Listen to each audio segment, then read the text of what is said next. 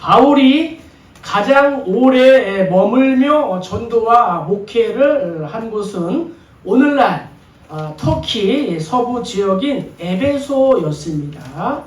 에베소는 아시아 상업의 중심지였고 그곳에는 25,000명을 수용하는 원형 대극장이 있는 어마어마한 도시였다는 거죠.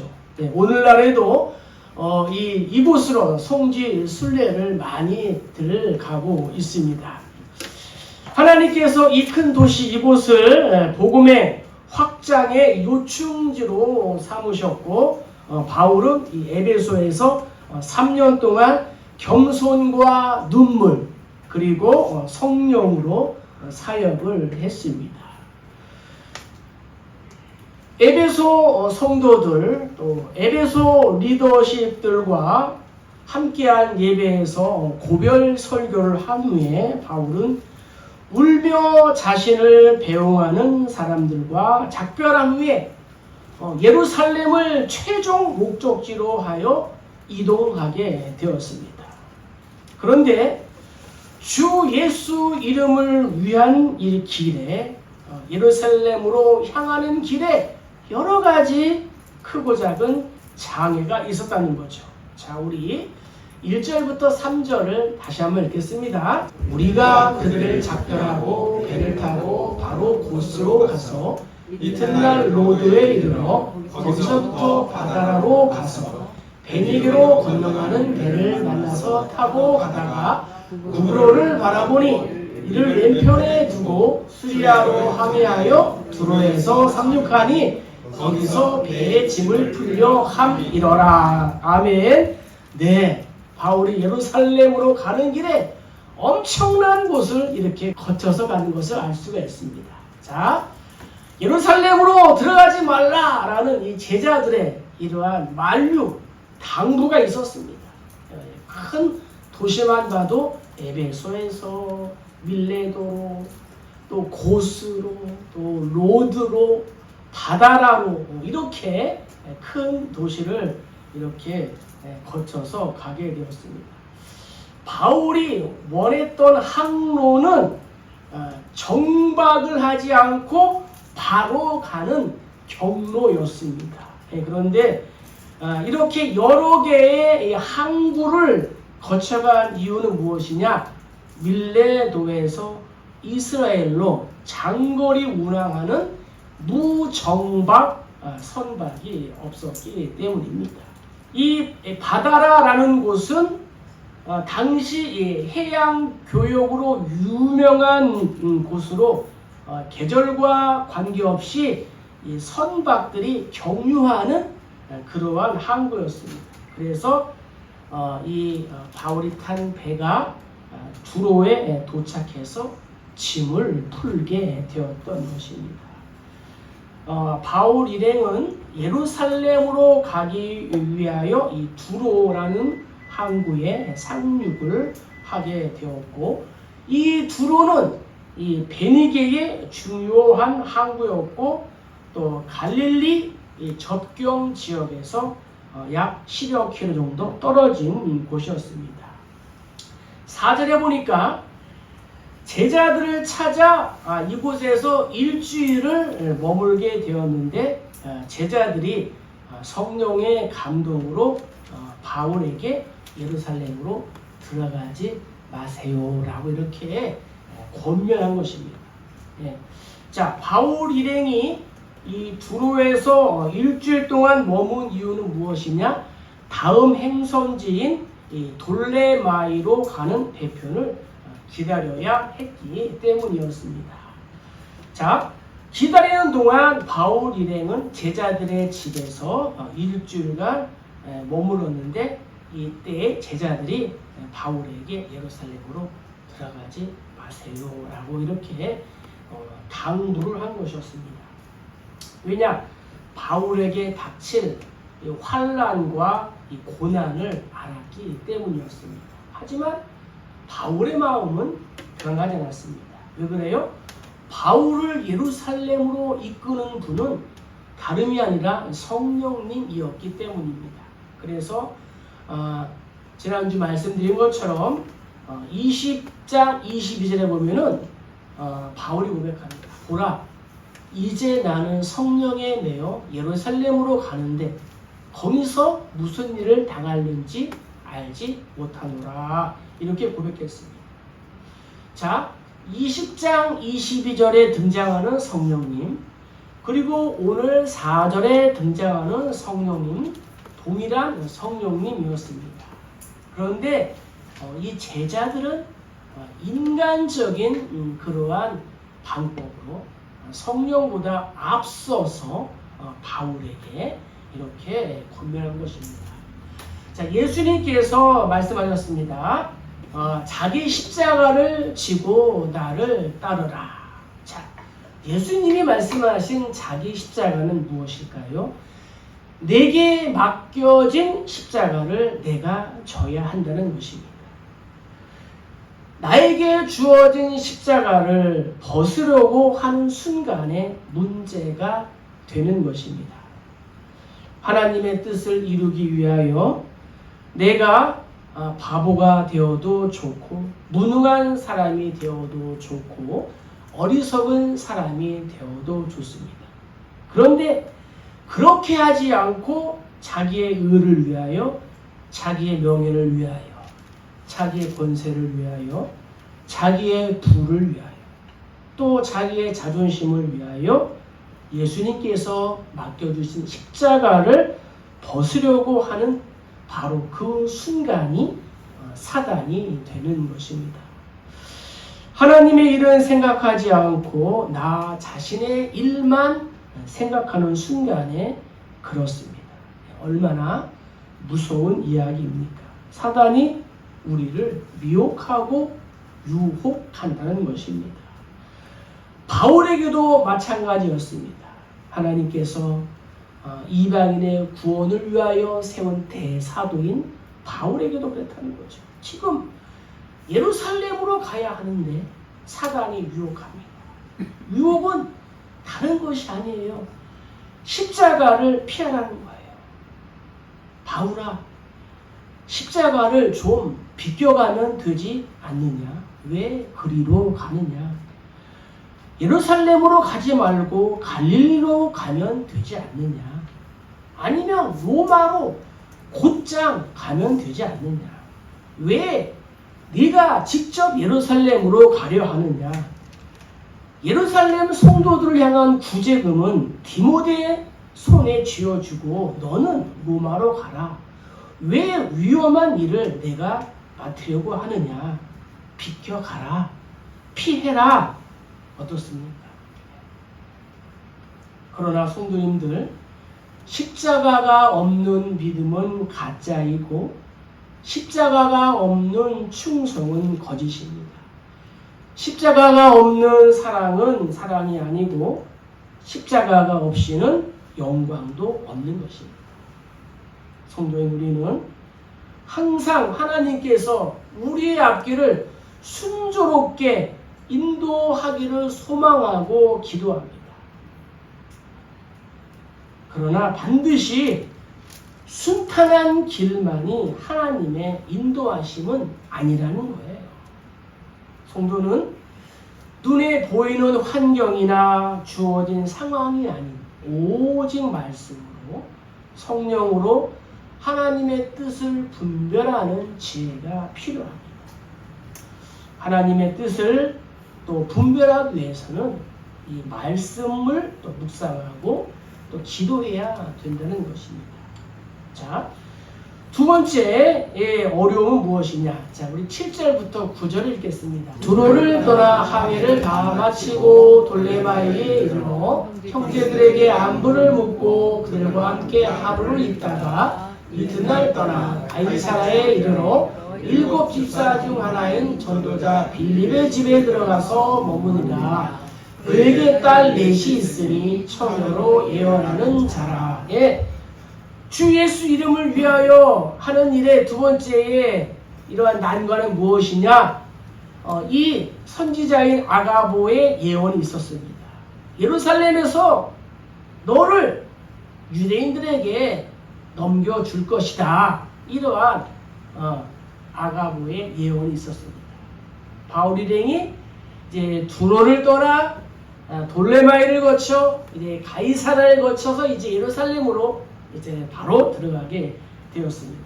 이 가이사라는 헤롯 대왕이 로마 황제인 이 가이사 아구스토를 위하여 만든 도시였습니다. 또 분봉왕인 헤롯 아그리파 1세가 이곳에 공간을 또 마련하고 거주를 하기도 했습니다. 이곳에 도착하여 이제 초대교회의 7 집사 중 한 사람이었던 빌립의 집에 머물게 되었습니다. 빌립은 스데반의 이러한 죽음으로 인해서 발생한 박해를 피해서 이 가이사라에 와서 교회를 개척하고 또 빌립의 딸 이 4명은 예언의 은사를 가지고 선지자의 역할을 감당하며 교회를 섬기고 있었습니다. 빌립의 딸들이 예언의 은사가 있었지만 이 바울에 대한 이 예언에 대해서는 함구하고 있었습니다. 아는 것이 있어도 또 아는 것이 많아도 침묵하는 것이 때로는 유익이다라는 것을 빌립의 이 4딸의 예를 통하여 우리가 알 수가 있습니다. 오히려 선지자인 이 아가보가 바울을 또 찾아와서 예언했습니다. 그가 하는 예언은 무엇이냐? 바울의 띠를 가져다가 자기의 이 손발을 묶고 바울이 예루살렘에서 이렇게 결박당하고 넘겨지게 될 것이다 라고 예언한 것입니다. 그게 이제 10절과 12절의 말씀입니다.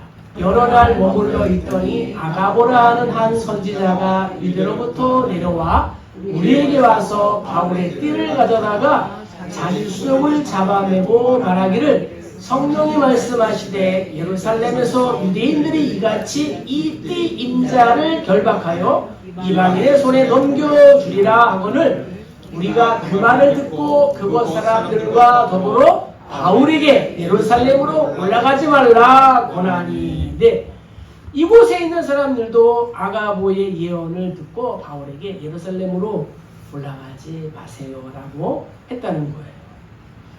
구원의 사명으로 나아가는 이 바울의 앞에 바울의 이 손발을 잡아매고 결박당하는 상황을 보여준 것입니다. 구원의 사명은 십자가를 지는 수고가 동반하게 되는 것입니다. 우리는 믿지 않는 사람들에게 예수 믿으면 잘 되는 모습을 보여주고 전도하고 싶지만 십자가의 적용이 없이는 사람을 살릴 수가 없는 것입니다. 십자가의 고난을 통해 일하시는 하나님을 우리가 신뢰하고 그분의 이 섭리, 그분의 이 손길을 믿을 때에 고난 가운데도 평안할 수 있는 줄로 믿습니다. 오늘 지금 나를 결박하고 있는 것은 무엇입니까? 나의 환경과 상황이 나를 결박하고 있습니까? 나의 질병이 나를 결박하고 있습니까? 또한 물질이 나를 결박하고 있습니까? 아니면 관계가 나를 결박하고 있습니까? 이 결박 중에도 고난 중에도 나와 함께 나를 위하여 일하시는 하나님을 신뢰해야 될 줄로 믿습니다. 이 아가보는 두로에서 만났던 제자들처럼 이 바울의 결박과 환난을 알았습니다. 그런데 그들과 다른 점은 무엇이었느냐? 아가보는 말로만 하지 않고 몸소 행동으로 보이는 퍼포먼스를 했다는 것입니다. 그러니까 사람들이 바울을 향하여 예루살렘으로 올라가지 말라고 간청합니다. 자, 이 아가보의 이 퍼포먼스를 본 사람들이 울면서 막자 바울의 마음이 상했습니다. 그래서 바울이 이렇게 말합니다. 바울이 대답하여 여러분 어찌하여 울어 내 마음을 상하게 하느냐? 나는 주 예수의 이름을 위하여 결박당할 뿐 아니라 예루살렘에서 죽을 것도 각오하였노라 하니 주 예수의 이름을 위하여. 여기에 바울이 마음이 상하다라는 뜻은 무엇이냐? 두들겨 부수다. 예, 바울의 마음이 두들겨 맞아서 부서진 것과도 같았다는 거예요.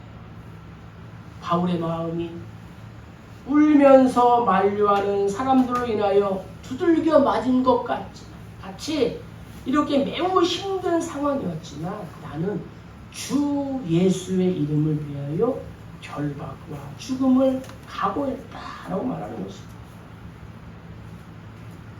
사랑하시는 성도님들, 우리가 큰 마음 먹고 주의 일을 위하여 희생적인 섬김을 하려고 할 때에 누가 적극적으로 만류합니까?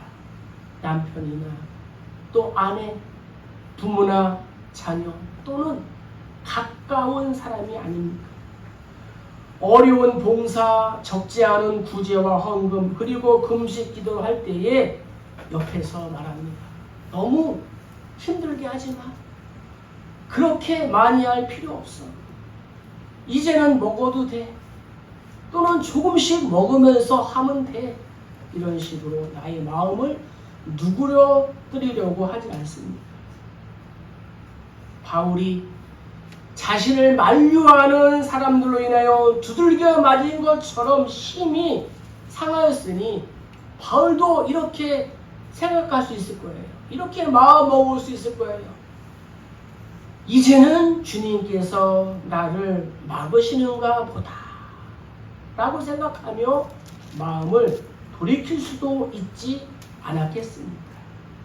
그러나 바울은 자신이 고백한 것처럼 나의 달려갈 길과 주 예수께 받은 사명을 위해 생명조차도 조금도 이 귀한 것으로 여기지 않았다는 거예요.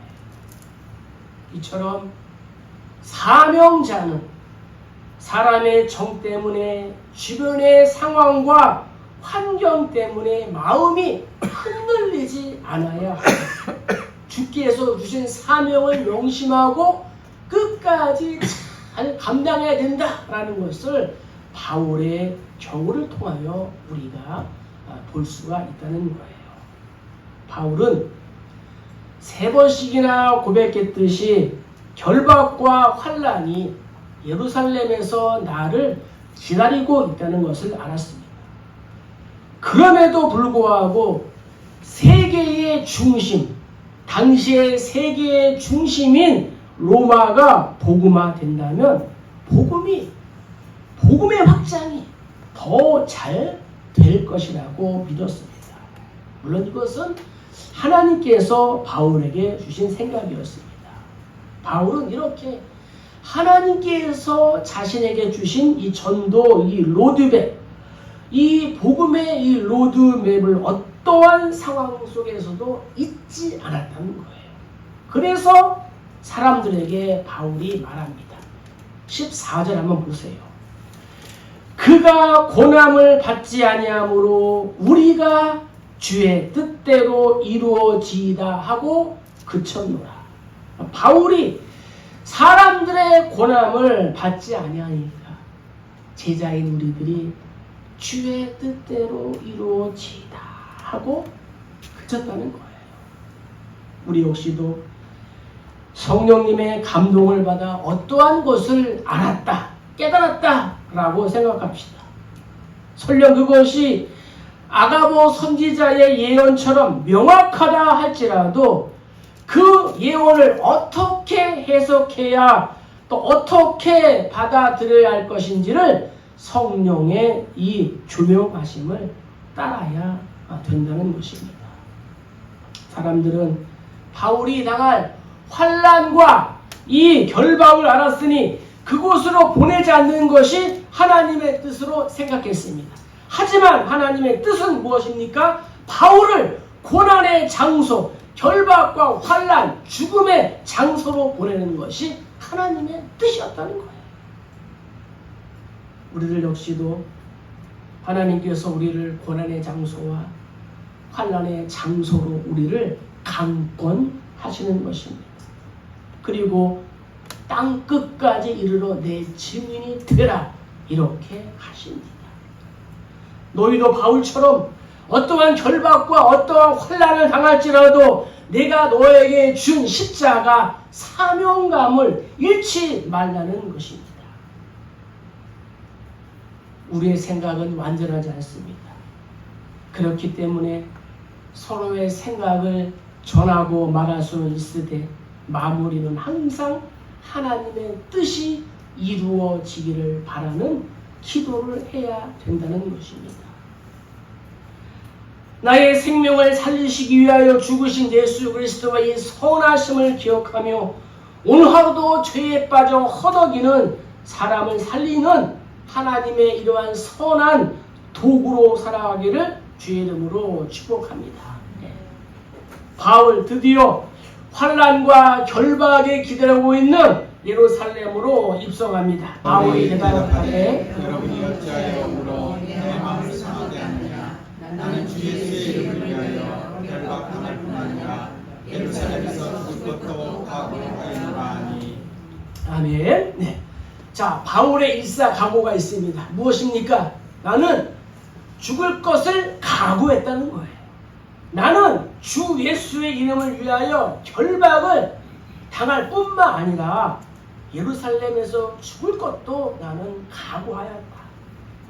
이 바울의 고백과 바울의 모습은 십자가 고난을 앞두고 예루살렘으로 오르신 예수님을 떠오르게 합니다. 바울은 죄인 중에 괴수인 자신을 위하여 그 길을 먼저 걸었던 예수님을 기억하며 자신의 십자가, 자신 앞에 있는 고난을 피하지 않았습니다. 자신의 소명을 생각하고 주저하지 않고 담대히 예루살렘으로 올라갔습니다. 성도인 우리 역시도 고난과 환난이 우리의 인생과 우리의 신앙의 길에 있을지라도 담대히 나아가야 할 사명이 우리에게 있는 것입니다. 바울이 여장을 꾸려서 예루살렘으로 올라갔다 라고 15절에 기록하고 있습니다. 바울이 예루살렘으로 간 것은 돈을 벌기 위함도 아니요 관광하기 위함도 아니었습니다. 그 길은 고난의 길이었습니다. 십자가의 길이었습니다. 예수님께서 걸어가신 비아 돌로로사 슬픔의 길이었습니다. 그럼에도 주 예수를 위하여 결박을 당하고 죽을 것까지도 각오했다는 거예요. 16절에 보니까 가이사라의 몇 제자가 함께 가며 한 오랜 제자인 구브로 사람 나손을 데리고 가니 이는 우리가 그의 집에 머물려 함이라 기록하고 있습니다.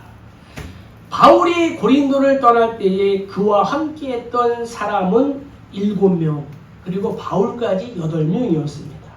그리고 마게도니아에서 합류한 누가가 있었기에 바울 일행은 모두 9명이었습니다. 그리고 이 가이사라에서 몇 명의 제자들도 합류했습니다. 그들 중에 오래전부터 주님의 제자였던 나손이 있었습니다.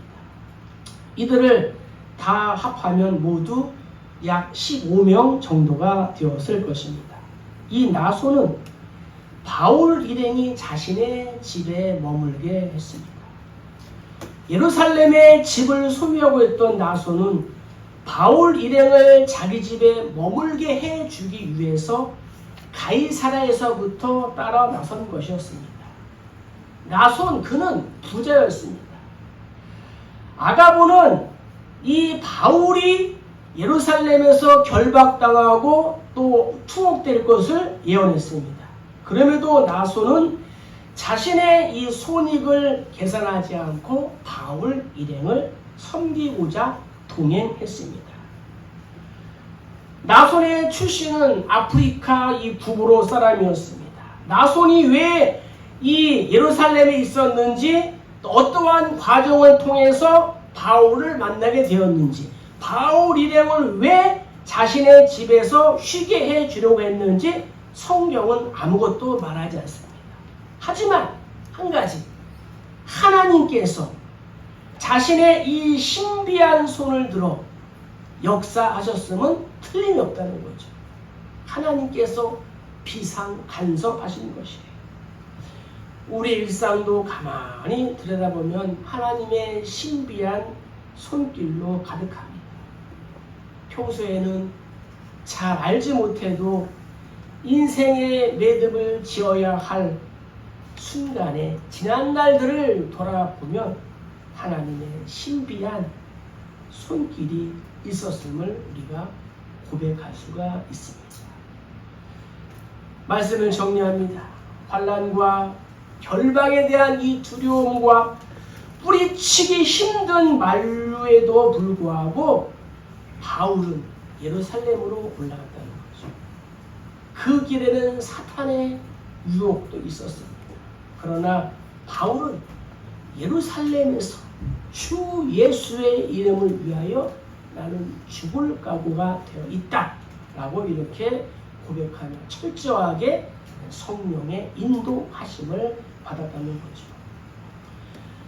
오늘 말씀을 통하여 우리가 하나님의 뜻을 분별할 수 있는 지혜가 필요하다는 거죠. 무엇으로? 말씀과 또 기도로 성령의 조명하심으로. 우리의 삶에도 나를 결박하는 것들이 많이 있습니다. 질병의 결박, 물질의 결박, 건강의 결박, 관계의 결박, 상황과 환경, 부모, 자녀 이러한 관계가 있다는 거죠. 이 결박 중에도 우리가 하나님의 손길을 신뢰하는 거예요. 그리고 고난 중에도 주저하지 않고 담대하게 우리가 십자가의 길과 순교자의 삶, 좁은 길을 걸어가는 거예요. 하나님께서는 오늘도 우리에게 이러한 순종을 요구하십니다. 왜 그래요? 순종이 제사보다 낫기 때문입니다. 이 바울의 고백처럼 주 예수의 이름을 위하여, 그리고 성도들의 고백처럼 주의 뜻대로 이루어지이다. 예수님의 고백처럼 내 원대로 마옵시고 아버지의 원대로 하옵소서. 이러한 고백으로 이 한 주도 승리하시는 우리 모두 다 되시기를 주의 이름으로 간절히 축복합니다.